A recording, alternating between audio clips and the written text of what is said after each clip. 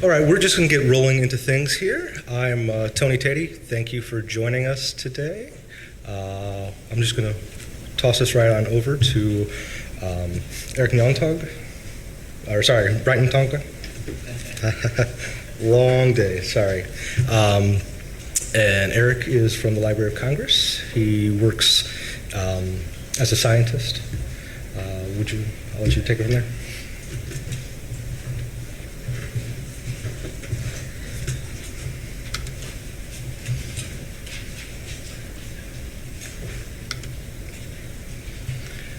Hello, my name is Eric Breitung. As you said, I'm from the Library of Congress. We've got a few scientists in a huge space, lots of equipment. And I'm going to talk to you today about sort of a method that we're working on to be able to pre-identify before you play a tape, tape degradation, and mostly sticky shed, though I can't necessarily distinguish all the time what we're detecting. I'd like to just credit some of the people who actually did a lot of the work. Samantha, Skelton, and Juan Rodriguez took thousands of spectra for us, and Peter Allier has helped with some of the sound engineering aspects of trying to understand whether our test is affecting the fidelity of the tape, and those are sort of underway still. Dr. Stephan Morgan is from University of South Carolina. He is my collaborator in doing some of the statistics and modeling, and he and I actually got a grant from the Institute of Museum and Library Services to do this over a 3-year period. So I give them a lot of credit for putting a little faith in us and letting us give it a try. Let's see. And I want to put this in a little bit of context for at the Library of Congress, who just put out this preservation plan, and in section 1.7 talks a lot about the hope that science will be brought into this field and sort of the ideas and paths that should be hopefully gone down. And so I believe everybody got one of those in their packet. And I think Saturday morning there is a session on what's in it. So I probably don't need to mention why we need this in this field, so I'll probably skip over these pretty quickly.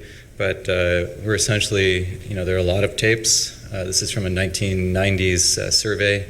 We're looking at millions of tapes that need to be transferred. This is probably mostly your jobs. And a lot of the times you go to play a tape and the tape will slough off onto the guides and you've lost all that information. So what we're trying to do is avoid that from happening in cases where we're not sure whether they're degraded or not. And so our research goals are to basically ask the question, can we use some other method? And we're using infrared spectroscopy, which I'll show you sort of how we take those measurements and what it is, but basically it's taking infrared light, guiding it into the tape and sort of probing the molecules that are in the tape and coming out and saying, are those molecules the types that might be on a degraded tape or not? And that's a tougher question than you might think. We also have to ask the question, will these damage the tape? Can we do it harmlessly? And then another bigger question, I think, is I can do it maybe with audio materials, but does it work with video? And can I use the same database of infrared spectra for both? Or for every format, do I need another database?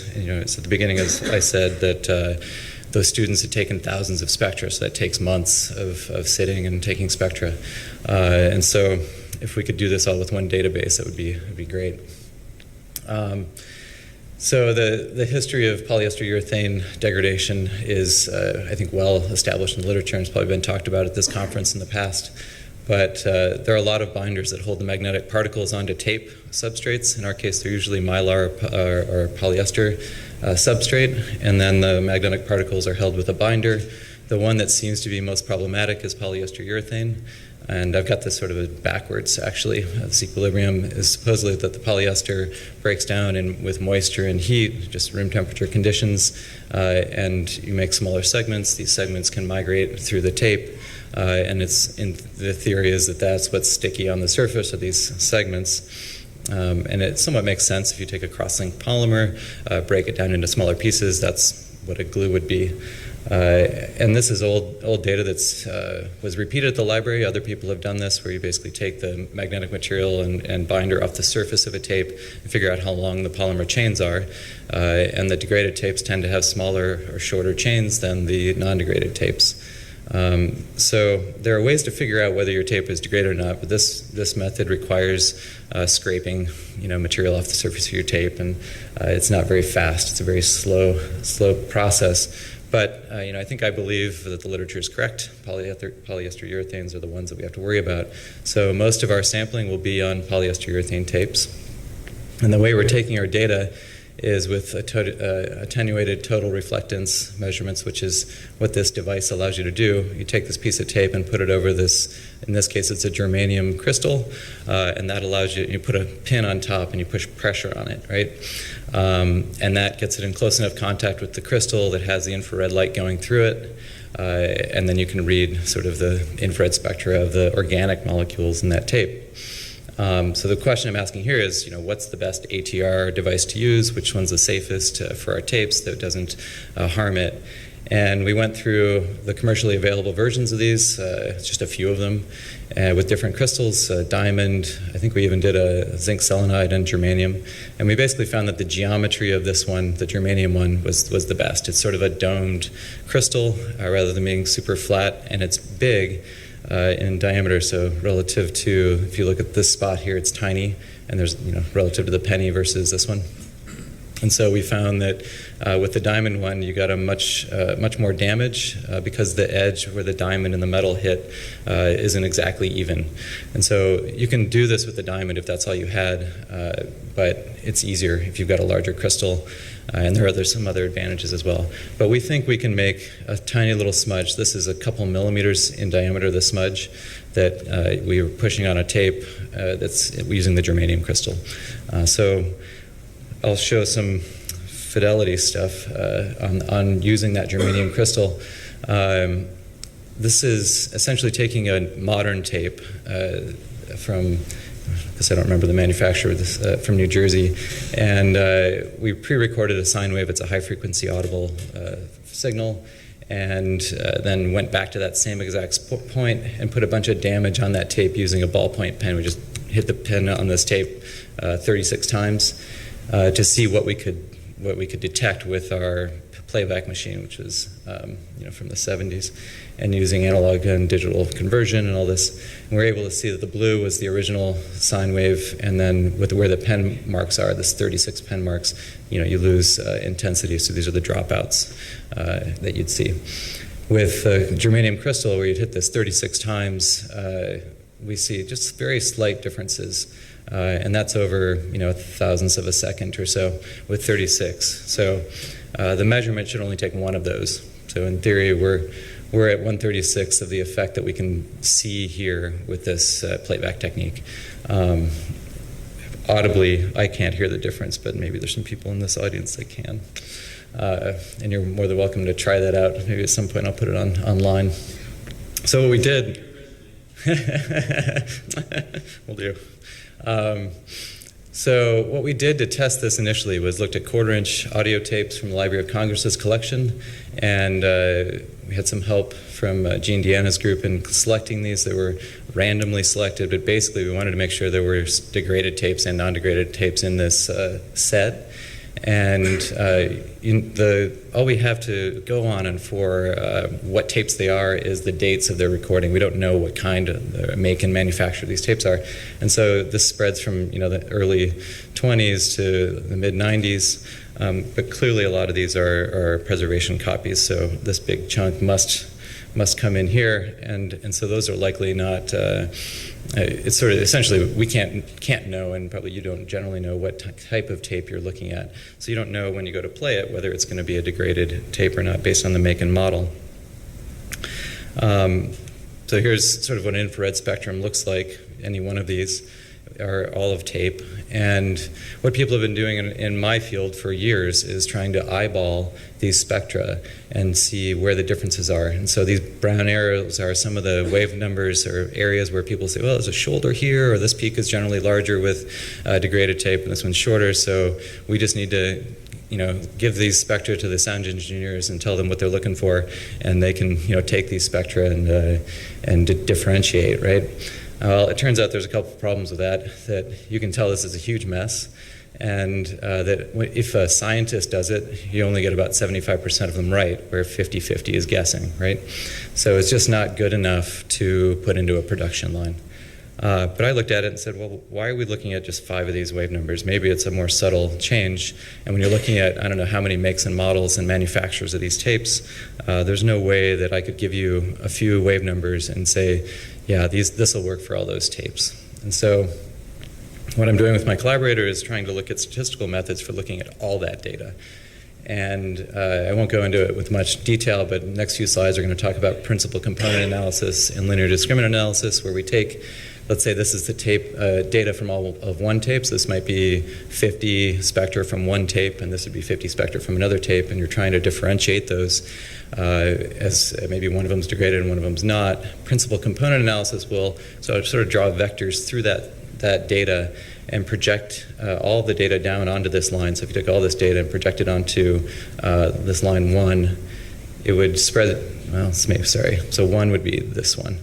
I believe it spreads the data out like this in the widest way possible. It takes the most differentiation and variation of that data into account. And then linear discriminant analysis takes these vectors that you get by doing that as many times as possible to account for all the variation, and sticks it in and sort of does that same analysis again, but it knows whether 1 is a group of data and 2 is a group of data that are separate, tries to separate those as much as possible from each other, while at the same time minimizing the amount of separation you get within one of those groups. So this is a great separation with the group 1 and 2, and that would be this vector here. Right, so you dump all that data onto this vector, and you can separate those two and say, okay, maybe these are the degraded ones and these are not, and then you put in an unknown tape, and if it matches up on this side, well, then you can identify it as degraded, and then we go test it by playing it and verify it. So that's the short version of how we do this. The way we've done it in the lab is we started with just 10 or 11 tapes, rather than that first thing was 5 tapes that we were looking at. And now we're comparing, instead of 5 spectra, we're looking at 220 spectra all at one time.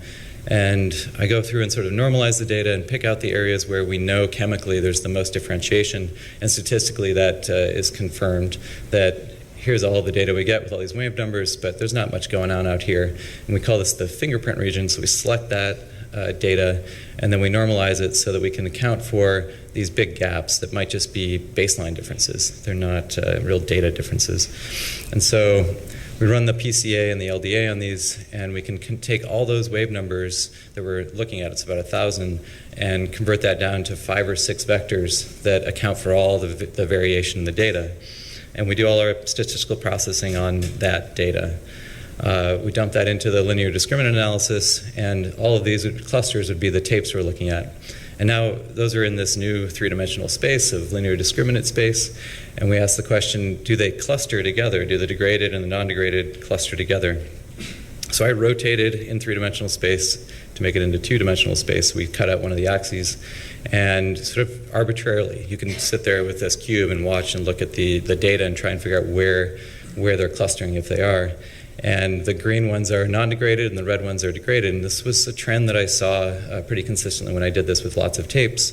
And so this one would be an unknown tape where I didn't know whether it was degraded or not until I tested it against this data set. And it clearly clusters in with the non-degraded. So I did this with all 100 tapes. And when, I think here's an example when where it misclassifies. And it sort of shows this arbitrary rotation and the problem with it. That here's a 3D space, and in 3D space there's the unknown. Here's this cluster, which is probably this cluster, and you start rotating things around, and it misclassifies, probably not because the program misclassifies, but because I drew my line in the wrong place. And so basically I'm saying this works fairly well. So 89 tapes were correctly identified based on the playback information. So we gave it to the sound engineers at Culpeper, and they said which ones were degraded and which ones weren't. And then my program says, well, here we correctly classified it. I think it was 89 out of the 94. But then the better version is to take all of the data that we have. So we took all of the non-degraded tapes and all the degraded tapes, put those into separate bins. And so this is this is 1,500 spectra, let's say, and this is 1,000 spectra. something like that.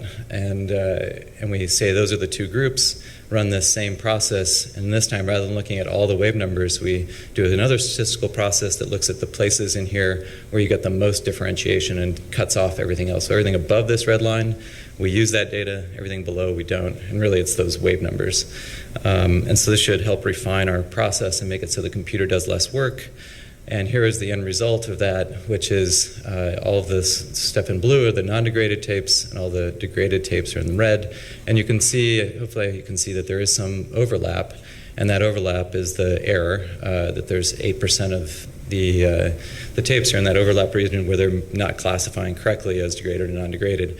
But that means that 92% of the time we're getting it right with this 94 tapes. And I should say that the reason it's not 100 tapes is because 6 of them were not polyester-urethane binders. They were some other binder material, which is important to know. And this spectral process will allow you to identify the ones that are not polyester-urethane. You can take those out of this, and you couldn't run them on this and get accurate information. But that'll be something that'll be easy to incorporate into the program, to be able to say it's not polyester-urethane, you can't use it, you have to actually play it to figure out if it's degraded or not. And so the next big question is that data set useful? Can you take all this data back to your sound engineering booth with an IR spectrometer, and will it work on your collection? Or is this just going to work on the tapes that we have at the Library of Congress, because a lot of those were preservation copies? And maybe weren't tape materials that were being used commonly in recording studios or sale to the public. And so this grant is allowing us to go around and find tapes from NPR, from New York University's library, from MoMA, so art institutions, and hopefully radio stations. We're actually currently we put together a survey, and hopefully there will be people at this conference that will be interested in filling this out. So if this is something you might be interested in doing, to let us know what materials are most at risk at your institution, we will decide what databases to build based on that feedback. So if you want to be a part of that system or that feedback, please contact me, and I'll let you in on where the link is for the survey.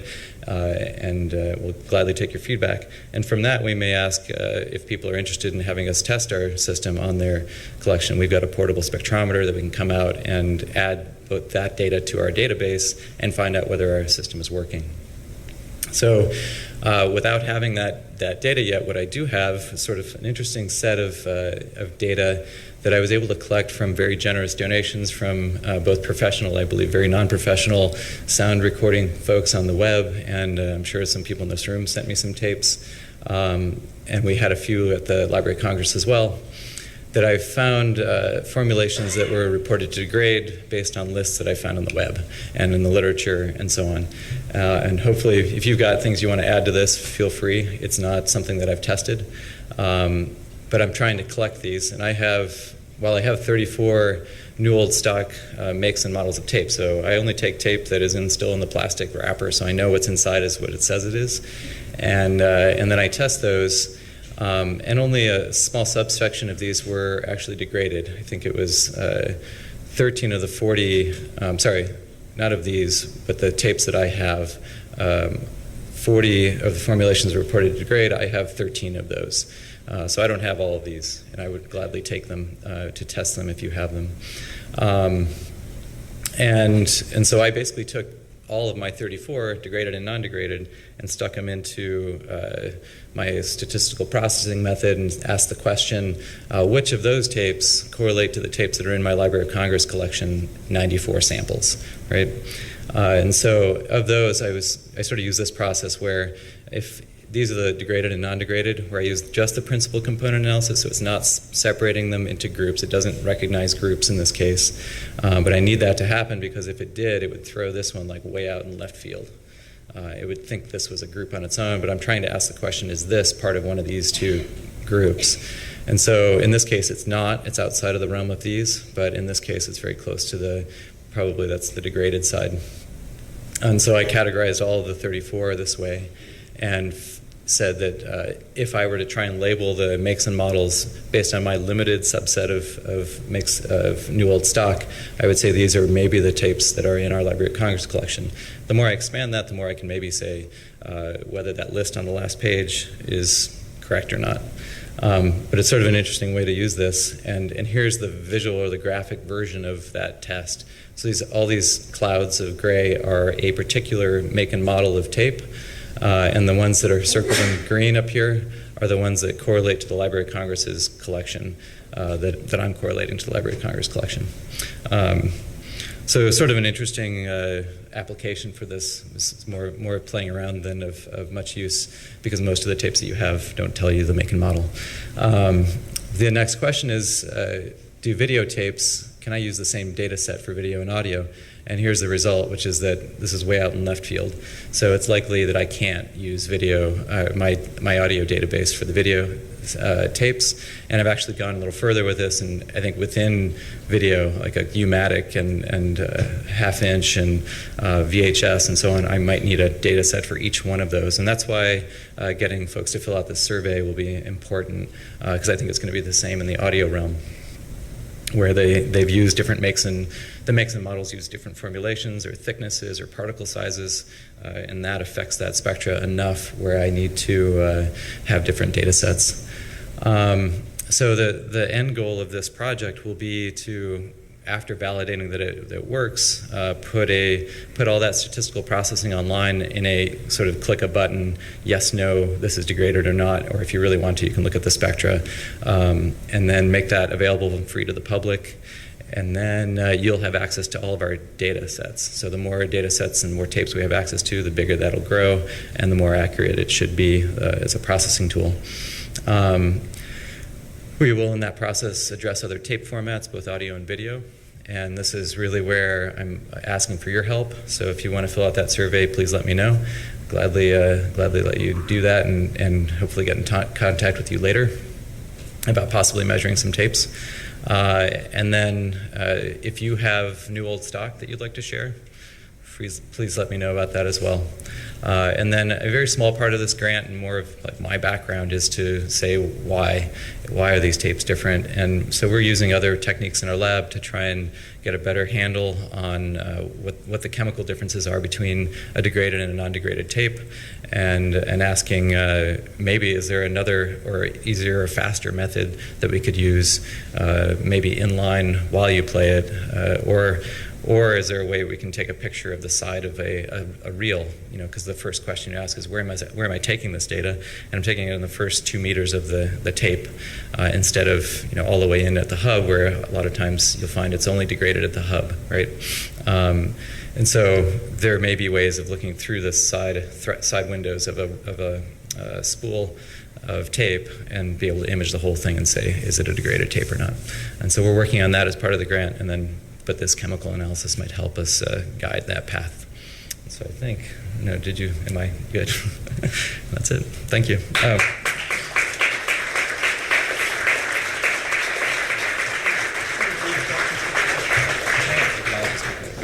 And then I'd just like to acknowledge these folks who are of great help, and I want to thank the folks that sent me tape very trustingly. If you look at my name online, you'll find there's this huge conversation in one of the non-professional audio blogs where they were arguing about whether they should send me tape. I was stealing it from them so they couldn't record on it and so on. So it's kind of entertaining. It's like 10 pages. But anyway, I appreciate it very much. Excellent. Thank you very much, Eric. We will have time for questions at the very end. I think sometimes I do find that. The question was, is there more degradation at the hub than on the outside of a reel? And I think because the winding tension at the hub sometimes is higher than the outside, that they find that they get more degradation there. But we've found that maybe 2 or 3 of those tapes, and interestingly, those tapes we correctly still identified as degraded, so it may be that even though when you play it back on the outside of the reel, at the beginning of the tape, it didn't show by playback that it was degraded, that chemistry-wise, that it's close enough that we can still detect it. Yeah. What's the current price of the IR spectrometer? Yeah, good question. So there were a few things I didn't mention. The price of what we're using is very high. I don't know, $60,000 or more for a big benchtop device. But we just bought one that's also a benchtop device, but you can carry it. So it's maybe this big, and I think we paid $25,000 or something for it.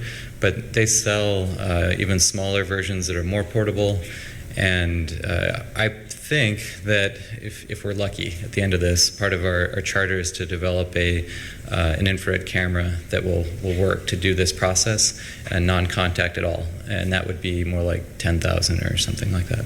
So the goal would be to get a cheaper version. And the other thing I didn't mention is how long it takes to take one of these measurements. And the measurement itself is 30 seconds or something like that, and then the process of getting that data into a computer and analyzing it is super fast. Especially, I assume we would have that basically automated, that if you identify the files that are in the right format to go into the program data processing right now takes all the time is making clicks. So it's the human processing error, or not error, but time. So that can take, 20 seconds, but the actual calculation is seconds. So. Also a question for Eric. This may have been answered in the statistical analysis, but to me degradation is a gradual process. So I wanted to know, how do you define degradation as a yes, no? So I think all of the tapes we're looking at are very old from a tape manufacturing perspective. So these are 20, 15, 30 years old. And there's some information in the literature that says that the degradation of tapes happens within the first few years of having that tape. But I agree with you that it can be a gradual process, and probably is. It's just I don't know exactly how long or drawn out it is before you can say, well, it's actually going to be considered chemically a degraded tape. But my gut feeling is that it's much faster than the time scale of 30 years. I think it's more like 5 or 10 that you start seeing this. And a little clue of that, and maybe this is wrong, but a little clue is, when you do the baking process and you manage to make a tape playable, that, it's a month before that's back to the degraded state. And I realize that you're probably dehydrating the tapes and it's just rehydrating in that process, and you're not breaking as many of those bonds. But I don't know. I think that we never found any that were really sort of the in-between, and if we can blame the ones in the middle of that blue and red data set as in-between, I would actually be kind of surprised if that was the case, but maybe you could say that, and then you've got, 8% or something that are in that in-between state. So for us, the yes-no is really defined right now by the sound engineers playing the tapes back. Okay. Because that can also be sometimes deck dependent. Totally, yeah, I agree. And then I had another question. I wonder if you also did statistical analysis on other visual inspections that have been used before, such as carbon backing in the tape. We have focused on the data side of the tape. But I believe that we could probably develop a database that looks at that binder on the back side as well. I realize that some people think that it's all occurring on the back side and then transfers to the data side in the spool. Is this the wrong answer? I'm not implying that at all. I'm just talking about a statistical analysis. Correlation, not causation. Yeah, we have not collected that data. So to give you a sense for it took 2 months for one student to collect the 1,600 at least sets of the spectra, because we take from one tape 20 spectra in a very similar area, like 2 areas on the tape. We'll look at 10 or 20 spectra. So it took a long time. So to do that again on the backside would be a lot of work. I'm just talking about whether there is carbon back. Yeah, we recorded all of that. Yeah, we have not tried to correlate it, but we have all that information. We could do that. Yeah. Okay, I see. Sorry. Okay. Yeah, and speaking of which, that's really what I'm looking for from you is some feedback on whether you think you might use something like this, what the pitfalls might be, because we're sort of early in the progress of developing it. So if we can take your feedback and make changes now, it'll be more useful for you in the field, because I'm not going to use it in the future. I have a question. Concerning the degradation of these tapes, what was the condition of the tapes? Were they tight wound, loose wound? Do they have splices in them? Did you have any sort of... Did you find anything that, let's say, you found a batch of tapes of the same run, and some were left library wound and some were left, let's say, fast wound back onto the reels? Did you see any difference in degradation? I will say that I did not record all of that information, and I would say that they were not all slow wound, perfectly packed when I got them. Yeah, so I can't make the correlation and whether they were spliced. What about tapes that were loaded with splices versus ones that were splice free of the same, type of batch? I also would say I can't say, right? And Gene's shaking his head as well. The tapes you had didn't have any splices. Yeah, they were new Okay. tapes. Okay, so you're saying there are new tapes with no splices? Yeah. So I have not played all of these tapes all the way through. I'm probably not even allowed to. And this is the great part about being at this conference is I actually get to hear some music. But yeah, I so far I could say I can't correlate much to the condition of the tape and how it was So do you wound or think that stored. would be a variable you have to add into the survey as you're going along? I actually don't think I do. If someone had a big data set of tapes and we could correlate it, I'd be glad to try. But what I'm trying to look at is just the chemistry, and I don't believe strongly that the chemistry or the way that something's been wound or whether it's been spliced has a lot to do with whether it's going to degrade or not. I think it's inherent in the manufacturing process of the tape.